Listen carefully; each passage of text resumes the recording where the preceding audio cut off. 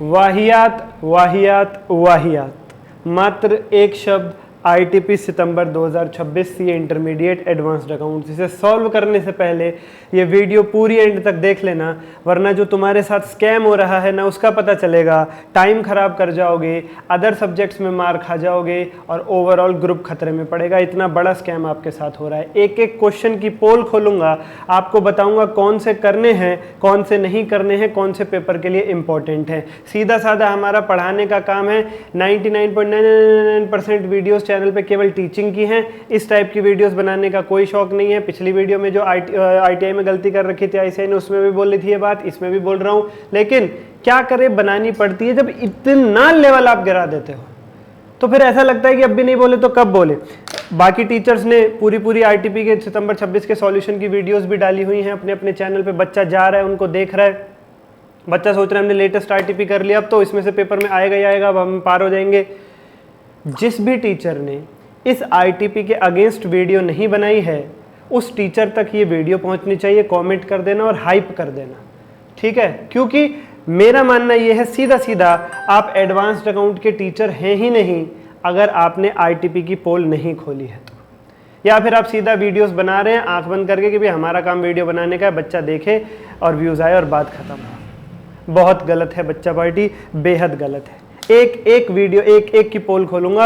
आओ जरा शुरू करते हैं बिना किसी देरी के। लेके प्रभु का नाम, टेन टेन टेन टेन। जितना लाइक करोगे उतने तुम्हारे दोस्तों तक ये वीडियो पहुंच जाएगी। मैं नहीं कह रहा हूं, पहुंचाना तुम्हारा काम है।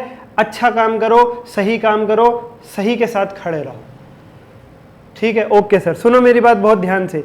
MCQ 4 दे रखे हैं, केवल MCQ नंबर 1 है जो करने लायक है, जिसमें बायबैक की केस स्टडी आपसे पूछी हुई, जैसा इंस्टीट्यूट पेपर में पूछता है। जो MCQ नंबर 2 है वो एवरेज केस स्टडी मिक्स करके दे दी, उसमें कुछ नहीं है।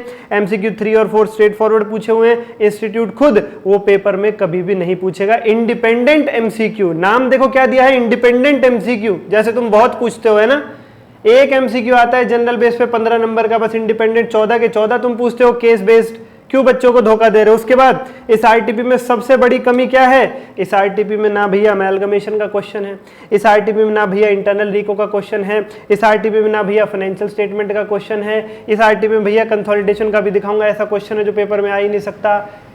क्यों बनाई है ये ITP? बच्चा सोचेगा इसे सॉल्व करके मैंने लेटेस्ट ITP कर लिया, अच्छा किया है। ये स्कैम है, स्कैम है, स्कैम है। ऐसे ही तक पहुंचाओ इस वीडियो को, ये बंद होनी चाहिए। ITPs अच्छी सेट होनी चाहिए। रिवीजन टेस्ट पेपर का नाम दे रहे हो आप, इसको रिवीजन करवा के बच्चा टेस्ट दे। बच्चों स्टडी मटेरियल, PYQ और MTP ये कर लेना। ये ITP बिल्कुल करने की जरूरत नहीं। इसमें कौन से क्वेश्चंस करने लायक है मैं बता देता हूं। अब जो इनने सब्जेक्टिव पार्ट पूछा यहाँ पे, इसमें सब्जेक्टिव पार्ट में थियरी से 2 क्वेश्चन डाल दिए। पेपर में चॉइस में आती है 4 नंबर की थ्योरी आती है, आपने 2 क्वेश्चन इस पे तो डाल दिए, पर अमेलगमेशन, फाइनेंशियल, इंटरनल रिको पे एक क्वेश्चन नहीं बना आपके ऊपर। उसे एक क्वेश्चन नहीं डाला गया इन 3 चैप्टर से, आपसे ब्रांच से नहीं डाला, बताओ। और ये सब पेपर में आता है, ये सब पेपर में आता है। ओहो हो, ना पढ़ने वालों के लिए तो स्कैम है ही, पढ़ने वालों के लिए भी स्कैम है, इतनी घटिया बनाई हुई है। उसके बाद जो क्वेश्चन है नोट डाउन करना शुरू करो आप। सब्जेक्टिव पार्ट का क्वेश्चन नंबर 7 है AS1 से, वो करना। AS3 का कैश फ्लो का ठीक क्वेश्चन है उसी पैटर्न में जिस पैटर्न में इंस्टीट्यूट पूछता है। क्वेश्चन नंबर 12 अकाउंटिंग स्टैंडर्ड 7 से बच्चा पार्टी, वो कर लेना। और AS29 का क्वेश्चन है क्वेश्चन नंबर 19, ये कर लेना। AS4 का ये क्वेश्चन है, AS4 का ये स्टडी मटेरियल में मिल जाएगा आपको। AS5 का बहुत ही बकवास क्वेश्चन बनाया हुआ है प्यारे बच्चों। AS2 का जो क्वेश्चन है वो जरूर कर लेना, वो थोड़ा ठीक है, रीड कर लेना उसको बस। और क्वेश्चन नंबर 13 अकाउंटिंग स्टैंडर्ड 10 का थ्योरी दे रखी है अगेन। आप AS10 से प्रैक्टिकल पूछोगे, थ्योरी पूछोगे।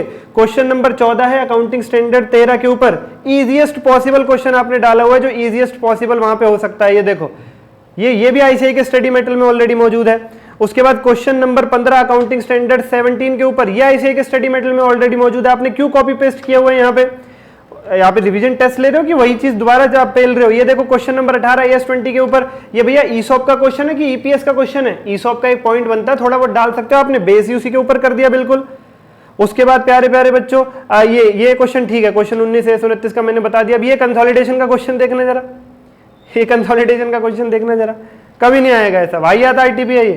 तो हाइप करो वीडियो को, कमेंट करो, अदर फैकल्टीज तक पहुंचाओ, ठीक है। मुझे कुछ हासिल नहीं करना इस वीडियो से, बस जो बात है वो मैंने रखी है, दैट इज इट, और वो सब तक पहुंचनी चाहिए, इसलिए कह रहा हूँ लाइक सब्सक्राइब करने के लिए। अब कीमती अनाउंसमेंट सुन लो, वीडियो के डिस्क्रिप्शन से टेलीग्राम ज्वाइन कर लो, फ्री डाउट लूंगा वहीं पे पेपर तक, और सब्सक्राइब करके बेल आइकन इसलिए दबाओ क्योंकि आखिरी 10 दिन लाइव बैठा रहूंगा यूट्यूब पर, आपके डाउट्स लूंगा बैठ करके और कुछ नहीं करूंगा।